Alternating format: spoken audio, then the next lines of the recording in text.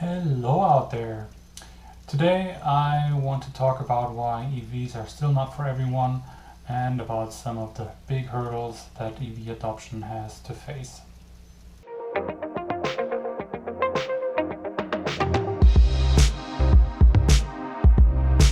So, first off, I would like to say that I personally would never buy a combustion engine car again. Why? Well, other than the obvious advantages of an EV over an ICE car, like a quiet, smooth ride, cheap operating costs, the lack of maintenance, and finally the reduced environmental impact, looking at the pace of EV adoption, it is clear that ICE cars will drop in value significantly over the next few years. So if you thought the depreciation of a car is high, well, it's going to be even worse. Countries in Europe, where the adoption of EVs is higher, especially Scandinavia, some of the sales shares are up to more than 40% of new cars. It's just a question of time when the same thing will happen in the rest of the world and the US. Having a long-range EV, I personally have no issues getting to almost any place I want to go with the current charging infrastructure. That will get even better over the coming years, and the reasons not to drive electric are getting more insignificant by the minute. So the big question is, why is it still a problem for some people? And why did we, as an EV family, end up buying an ICE car for my wife? Well, here are the reasons. Location, location, location. So what do I mean by that? Well, we live in Roswell, New Mexico. The charging infrastructure here is terrible at best. No DC quick charging at all. The closest one is 120 miles away to the north, 170 miles to the east, 160 miles to the south, and 200 miles to the southwest. The availability at dealers here in Roswell, none of the dealers here in Roswell have any electric cars in their inventory. New, used, doesn't matter. Even my Hyundai dealer technician always calls my Kona EV a hybrid. The price. We needed an affordable car since it's a second car for us. The purpose of the car, it's a city car, and the range, we need to drive to Albuquerque once in a while, and that is not possible to do with a city car. My wife wanted a small city car for groceries and driving to work, which is a 20-mile drive one way.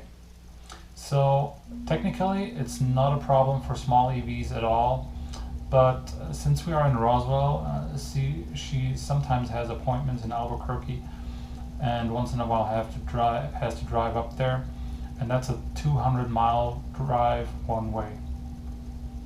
Even with my long-range EV, I am taking a 50-mile detour to do a quick DC charge about halfway, since those 200 miles are mostly uphill. The charging infrastructure and how assured of a driver are you? Well, even with a long-range EV, my wife is borderline comfortable with charging. The charging itself is not really a problem, but the sparsity of infrastructure in this area makes her very uncomfortable. Myself, as a geek, I have no problem with that, but that is not the case for the average person. The ability to get a car here to Roswell. So even if we would have bought a car elsewhere, it is pretty much impossible to get a city EV to Roswell because of the missing infrastructure. Towing or trucking would have been the only way to do that. Well, finally the car that we got, a small Honda Fit, gets a great gas mileage of 45 miles per gallon. In the end, I think it comes down to a problem of location and infrastructure. While in coastal states like Oregon, California, Washington, we would have definitely gone with a city EV. Here in New Mexico, it's just not feasible. A small, non-long-range EV will get you stuck pretty quickly. There's no way to get out of town at all. unless you have a full range, long range EV, and that is just too expensive as a second car. On the other hand, a small city ICE car does the job perfectly for us, even including the occasional trip out of town. So the most important thing right now is infrastructure. We need more chargers. Here in New Mexico, I can literally count all DC quick charge locations on one hand. It's not adequate.